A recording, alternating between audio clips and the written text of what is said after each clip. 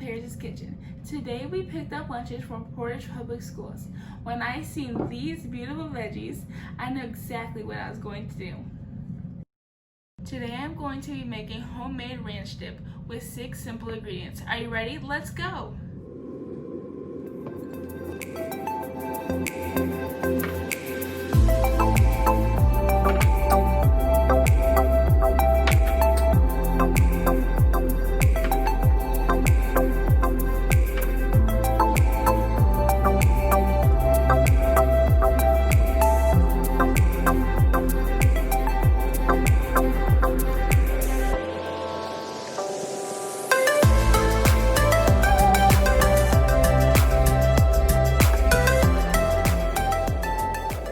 Look how simple that was.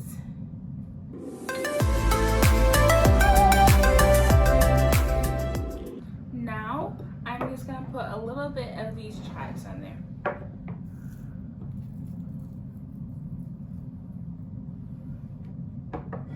Now we're going to put it on our veggie plate.